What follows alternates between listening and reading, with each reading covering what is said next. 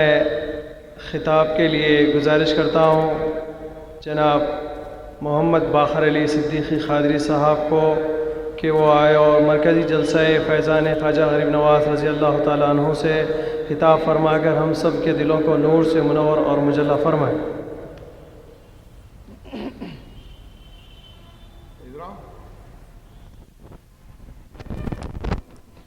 السلام علیکم ورحمۃ اللہ وبرکاتہ۔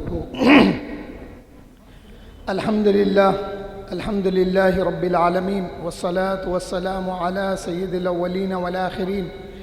نبی الانبیاء والمرسلین وعلی آلہ واصحابہ ومن تبعہ بإحسان الی یوم الدین، اما بعد۔ یا ایہا الذین آمنوا اتقوا اللہ حق تقاتہ ولا تموتن الا وانتم مسلمون، صدق اللہ العظیم۔ قال رسول اللہ صلی اللہ علیہ وسلم من عاد لی ولیا فقد آذنتہ بالحرب، او کما قال علیہ الصلاۃ والسلام۔ بگرداب بلا افتاد کشتی، ضعیفان شکستہ رات و پشتی، بحق خواجہ عثمان ہارونی مدد کن یا خواجہ معین الدین چشتی۔ حاضرین و سامعین، اللہ کا فضل و کرم ہے کہ آپ ہم یہاں مرکزی جلسہ فیضان خواجہ غریب نواز رضی اللہ عنہ میں شریک ہیں، اور جس آیت کریمہ کا میں نے شرف تلاوت حاصل کیا اس میں اللہ جل شانہ فرماتے ہیں یا ایھا الذین آمنوا اتقوا اللہ حق تقاتہ، اے ایمان والو اللہ سے ایسے ڈرو جیسا کہ اس سے ڈرنے کا حق ہے، ولا تموتن الا وانتم مسلمون، اور تم اس وقت تک نہ مرو، یعنی تمہیں اس وقت تک موت نہ آئے جب تک کہ تم مسلمان نہ ہو جاؤ۔ اس کی تفسیر میں یہ ہے کہ تم اللہ سے ڈرتے رہو جیسا کہ اس سے ڈرنے کا حق ہے، اور تمہیں موت اس وقت تک نہ آئے جب تک کہ تم اہل سنت والجماعت پر قائم ہو جاؤ۔ تفسیر اس آیت کی، اس آیت سے اللہ تعالیٰ کا حکم ملتا ہے کہ اے ایمان والو اہل سنت والجماعت میں داخل ہو جاؤ اور اس پہ قائم رہو یہاں تک کہ تمہیں موت آ جائے۔ حاضرین محترم، یہ جو جلسے ہیں یہ جلسوں کا مقصد ایک ہی ہے کہ اہل سنت والجماعت کے جو عقائد ہیں اولیاء کرام کے متعلق وہ لوگوں کو بتایا جائے۔ حضور صلی اللہ علیہ وسلم کے اس دنیا سے تشریف لے جانے کے بعد دین کا جو کام صبح قیامت تک جاری و ساری رہنا ہے، اب کوئی نبی تو آنے والے نہیں ہیں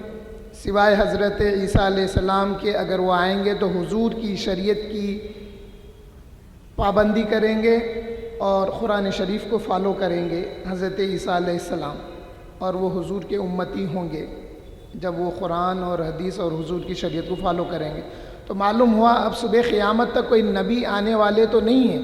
لیکن یہ نبوت و رسالت کے سلسلے کو جاری و ساری رکھنے کے لیے اللہ جل شانہ نے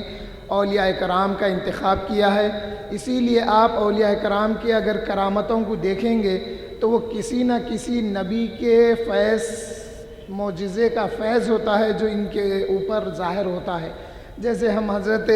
خواجہ غریب نواز کی سیرت پاک جب پڑھتے ہیں تو پتہ چلتا ہے کہ آپ کے زمانے میں جادو عروج پر تھا، اور لوگ اس زمانے کا جو بادشاہ تھا بڑے بڑے جادوگروں کو جمع کرا، بڑی تفصیل ہے۔ تو یہ جو خواجہ اجمیر نے جواب دیا ان جادوگروں کو، معلوم ہوتا ہے یہ حضرت موسیٰ علیہ السلام کے معجزے کا فیض تھا اور حضرت ابراہیم علیہ السلام کے معجزے کا فیض تھا۔ حاضرین محترم، اسی طرح سے جب ہم ولی کی کرامت کو سمجھتے ہیں تو نبی کی نبوت و رسالت سمجھ میں آتی ہے۔ جو ولی کو نہیں سمجھا انہیں نبی کو بھی نہیں سمجھ سکتا۔ حاضرین محترم، مختصر یہ ہے کہ اب جب کوئی نبی آنے والے نہیں ہیں تو پھر اس سلسلے نبوت اور رسالت کو صبح قیامت تک جاری ساری رکھنے کے لیے اللہ جل شانہ نے اولیاء کرام کا انتخاب کیا۔ خواجہ اجمیری رحمۃ اللہ علیہ کی ذات مبارکہ کو اگر پڑھیں گے تو آپ کی سیرت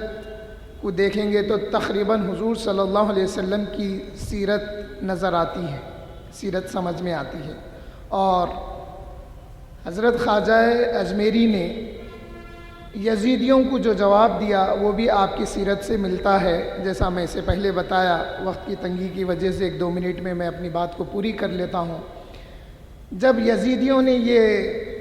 سمجھا اور اس فخر میں آ گئے کہ ہم نے حسین پر،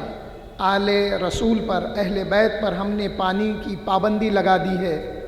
وہ اپنے زعم میں تھے، زعم باطل میں تھے، لیکن وہ امام حسین کے صبر کا مقام تھا جو امام حسین نے صبر کیا۔ میرا عقیدہ، میرا ایمان ہے، اگر امام اپنی نگاہیں آسمان کی طرف کرتے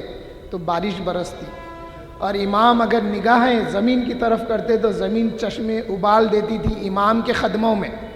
وہ فرات تو بڑی دور تھا، اگر امام نگاہ کرتے قدموں کی طرف تو قدموں میں سے پانی ابلتا تھا۔ یہ ایمان ہے آپ کا، میرا، اس میں کوئی دو رائے نہیں ہے۔ لیکن امام کے لیے صبر کا مقام تھا، اس لیے امام صابر ہو گئے، امام ثابت قدم رہ کر گزر گئے، اور صبح قیامت تک یہ دلیل بن گئی کہ ہر کوئی دعویٰ کرے گا، یہاں تک کہ نبوت کا دعوے دار بھی ہوں گے، لیکن کوئی امام حسین جیسا دعویٰ نہیں کر پائے گا، کیونکہ امام نے اپنی اہل کو لٹا دیا، اپنی آل کو کٹا دیا، خود اپنے آپ کو بھی اللہ کی راہ میں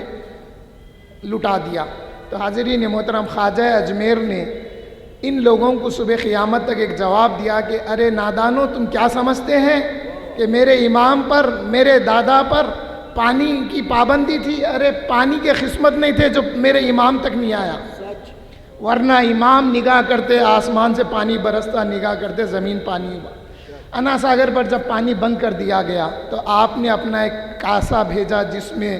جب دریا میں کاسا ڈبایا گیا تو سارا دریا وہ کاسے میں آ گیا، کوزے میں آ گیا۔ اور جیسا آفتاب خطابت نے بڑی ایک اچھی بات بتائی جو پڑھنے میں بہت کم ملتی ہے، آفتاب خطابت نے بتایا کہ جانے کی بھی ضرورت نہیں تھی وہاں تک، انا ساگر تک، یہیں سے بتائے تو پانی آ گیا۔ تو آج آپ کو میرے کو سب کو یقین ہے، ارے آج جو ہے ریموٹ کا سسٹم ہے نا، ریموٹ سسٹم ہے، ڈیوائسز دور ہوتی ہیں، یہاں بیٹھے بیٹھے ریموٹ سے آپریٹنگ ہوتی ہے، چاہے وہ ٹی وی رہو، سینسرز رہو، بڑے بڑے سیٹلائٹس ہو، سیٹلائٹ،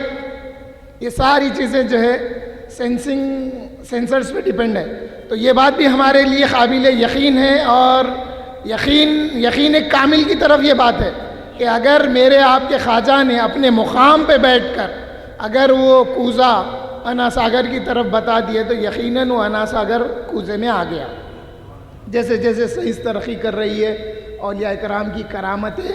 آسانی سے سمجھ میں آتی ہے، اس کے باوجود بھی اگر کوئی نہیں مانتا ہے تو وہ اس کی بدبختی ہے، وہ اس کی گمراہی ہے۔ اللہ تعالیٰ آپ کو، ہم کو، اہل سنت والجماعت کے عقائد کو سمجھنے اور اس پہ عمل کرنے کی توفیق عطا فرمائے، ہمارا خاتمہ بھی اہل سنت والجماعت پہ فرمائے، آمین والحمدللہ رب العالمین۔